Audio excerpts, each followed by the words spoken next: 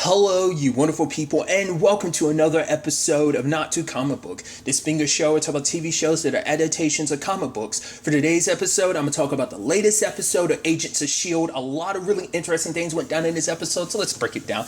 I love that the team finds their way back to the lighthouse and everything, and I love there's the whole conversation where Max says this line that he was basically like, oh, I used to be nostalgic for the 80s or whatever, and that's kind of run up. I was wondering, is that supposed to be like a slight wink and nod to the fact is, like, because you hear that a lot from people in the sense that, like, because so many things reference the 80s or use the 80s as a time frame, that I'm wondering, is that what that's supposed to be like? Oh, burnout from the 80s or something like that. That could easily be me reading too much into it. I just thought it was interesting. Love they run into Roxy. She's like, yeah, I realized, I found out I wasn't an actual S.H.I.E.L.D. agent because Deke doesn't have the authority to make that happen. But it's like, hey, the fact of the matter is, I'm in the academy right now and everything, and it's just it was super dope. And it's like, it's not just her, literally the rest of the team too. I was like, wonder where you guys were at. She's like, oh, I'll see you guys later, and maybe we'll meet up at the Triskelion. But it's like, okay, the Triskelion is years in advance. I guess it's supposed to be S.H.I.E.L.D.'s countermeasure to the fact is that everything that went down with Project Insight. So I guess that made them push up the Triskelion situation even more, because like Coulson was like, that's supposed to be years from now. So now it's a situation of like, they have to deal with Nathaniel, because also like the fact of the matter is they can't control their jumps, and they need to deal with this now, because the last thing they need is a Malik running around with Daisy's abilities, because there's a whole thing between like, I love, like, oh, this is still neat to Daniel being like, oh my god, a base underneath a lighthouse. It's like, yeah, we spent so much damn time down here. Daisy's like, it's probably, we probably, like, the awesomeness of it's just kind of worn out. Especially when we consider literally everything, good and bad, that went down in that bunker is understandable, you know?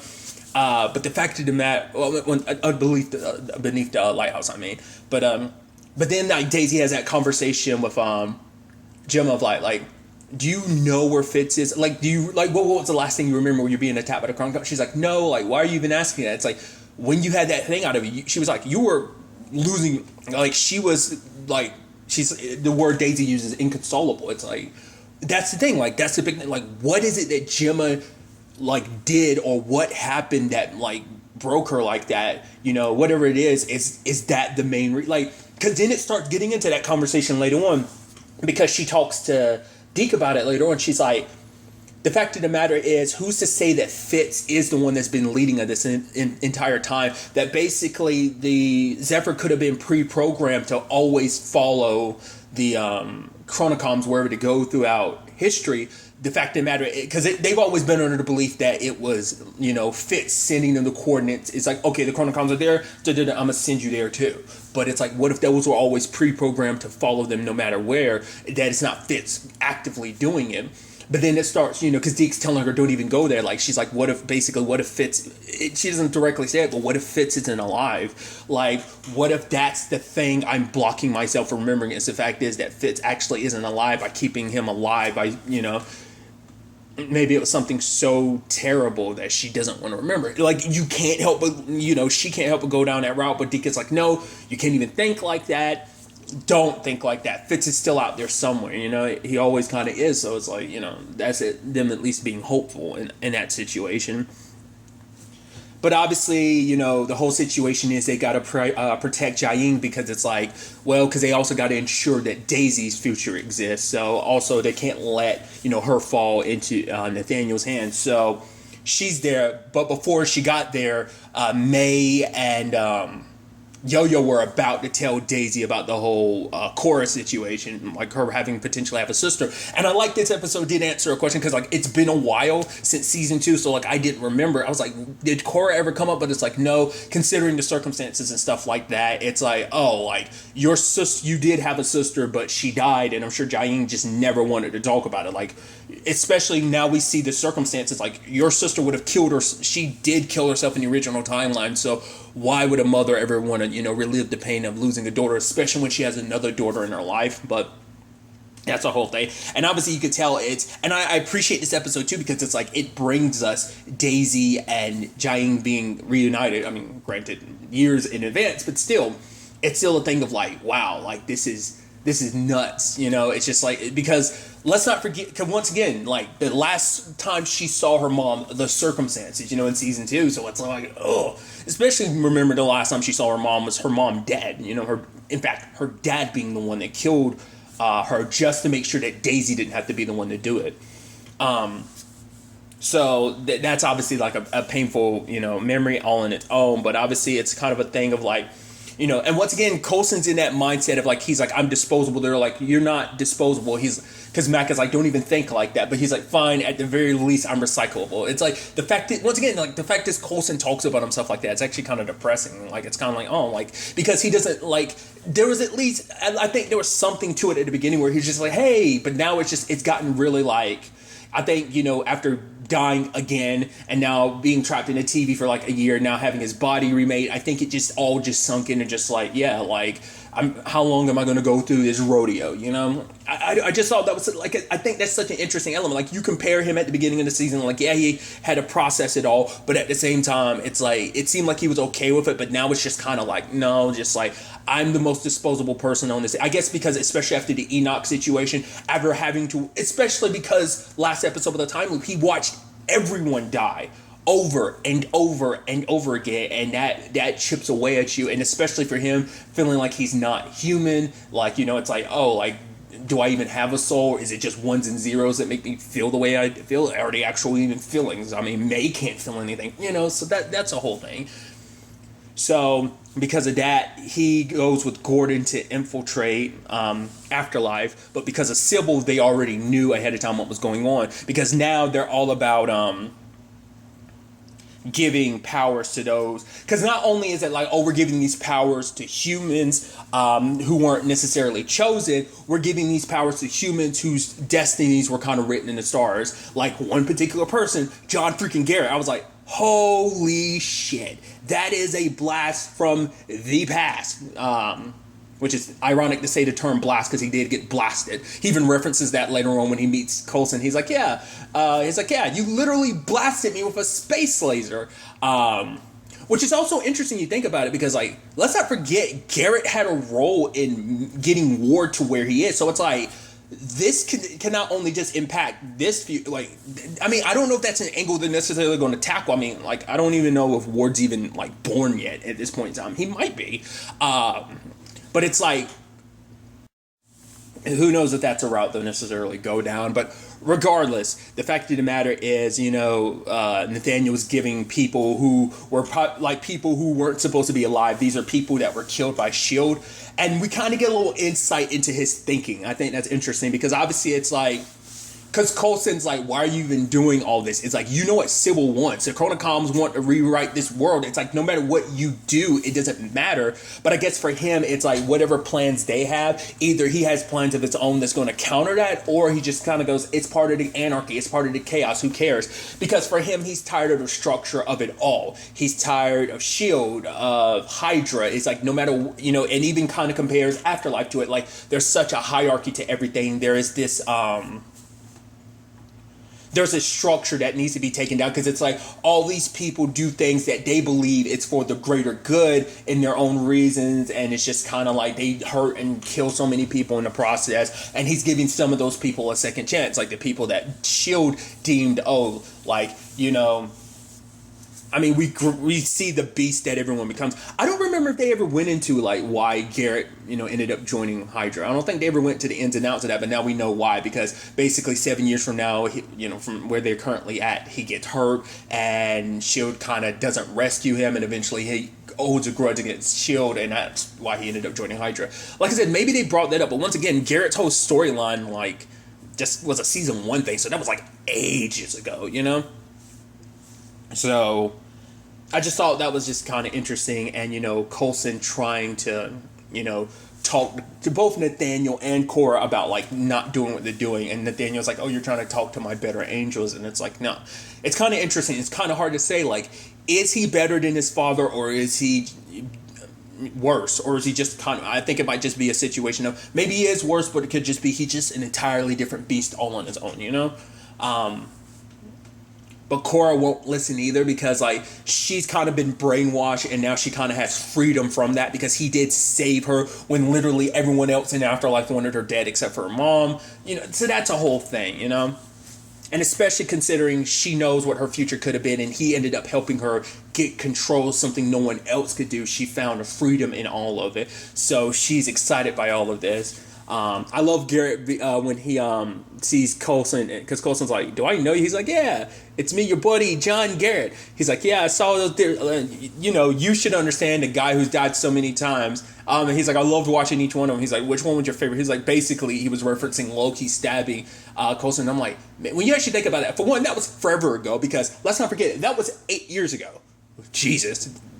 Just in that time frame alone. But let's not forget, even in the confines of the show, that was a lifetime ago. Literally a different lifetime, So it's just kind of like a thing of, because, Coulson's had, this is his third one now. Technically his fourth, but we don't count the whole Sarge situation because that technically wasn't him. So this is his third life, So it's interesting to think that, because that wasn't just one lifetime ago, that was 2 lifetimes ago. Regardless, now Garrett has Gordon's abilities, and now it is kind of messed up because it's like you're letting this happen to your people, like, because she ended up killing Lee because it's like, kill him because there's a mercy in that. And even despite everything, you could see the look on her face, like, despite this being the guy that wanted to kill you, you killed him, and you saw the look on Cora's face. It's not like she was like happy about it. It looked like she was distraught because that might be the first person she's ever intentionally killed. So that's what I believe. Because any other time it was an accident, like her losing control of her powers and everything. So, and obviously, like, Daisy kind of gets put on the sidelines because it's like the last thing they want is her or Yo-Yo getting caught up in all of this, especially with like the power snatching situation going on. But Daniel's the one that kind of convinces Daisy to May ends up having a conversation with her about her sister after she heard Jiaying bring up Cora and being her daughter and everything. And it's just kind of a thing of like, right, like, there's a sister I didn't know about, but now it's like, oh, like, my sister, like, she killed herself, and, my mom never mentioned it. But Daniel's the one that convinced her.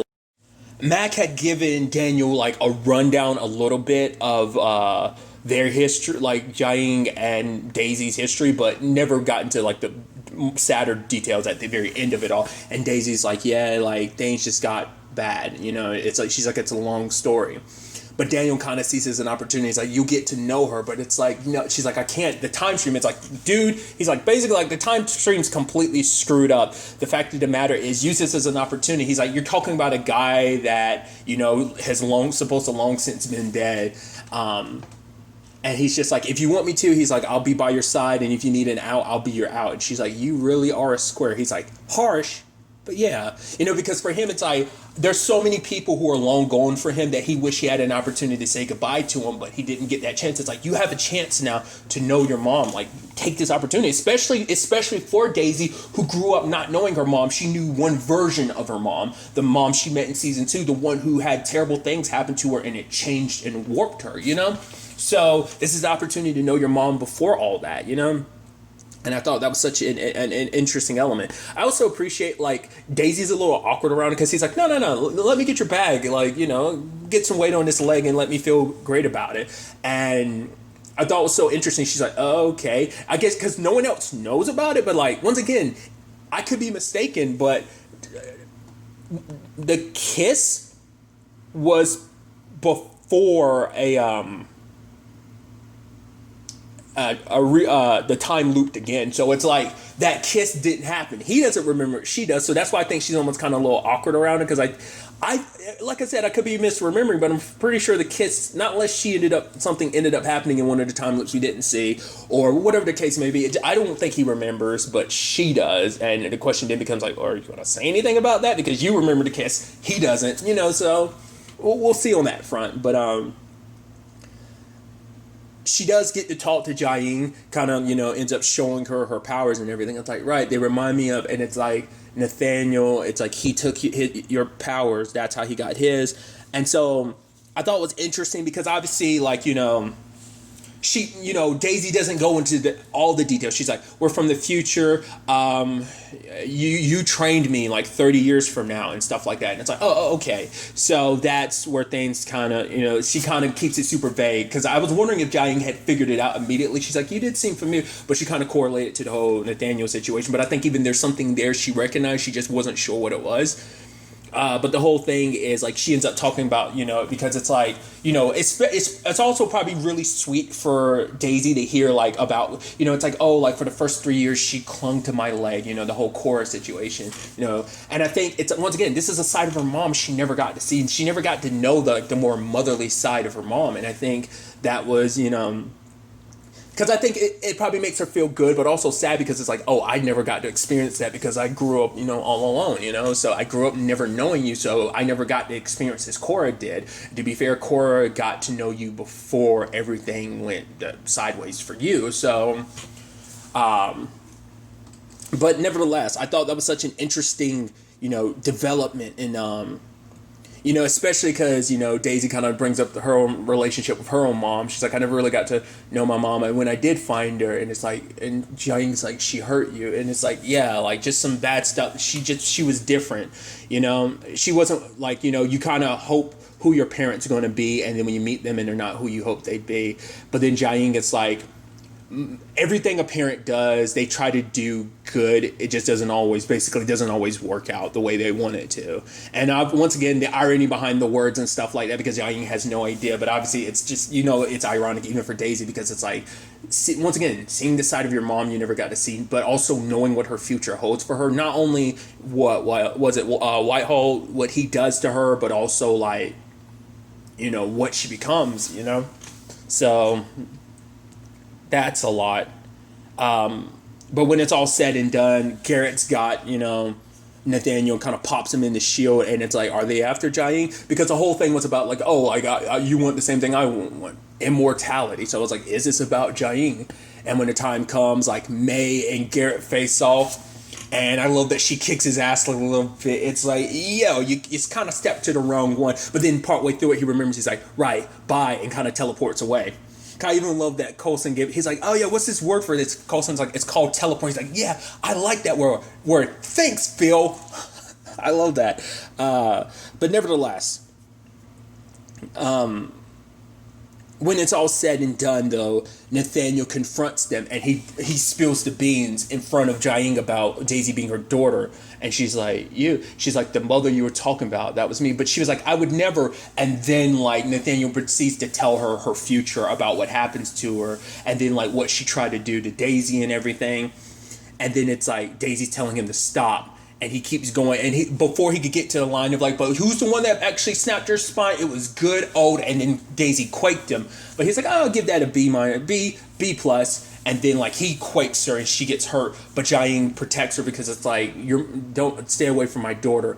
And he ends up killing her. And I think maybe that's even supposed to be kind of like, oh, like it kind of being like very reciprocal. The sense that like the way she died, it's not the same, kind of similar to how Daisy's dad killed him.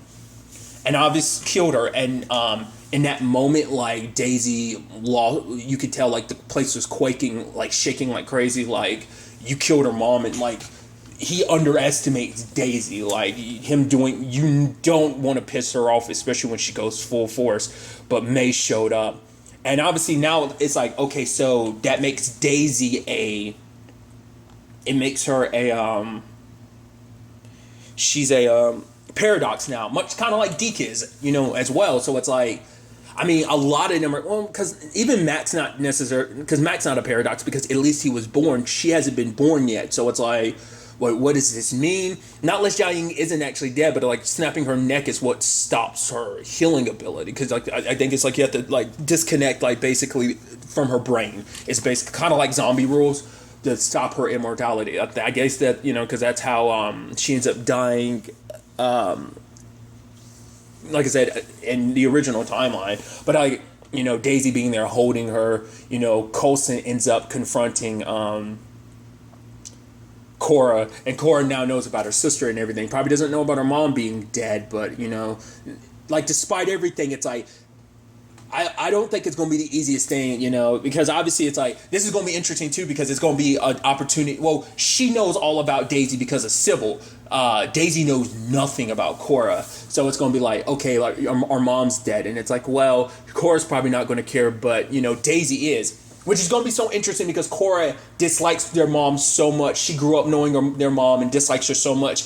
Daisy never had a chance to really get to know their mom. She got to know a version of her that wasn't the same. And it's just kind of like, she has a very like complicated emotion she has to. So it's going to be a complicated conversation and interesting situation when they do finally meet up. I'm very eagerly looking forward to that conversation. Like what that scene's going to look like. What's going to go down in that at that point.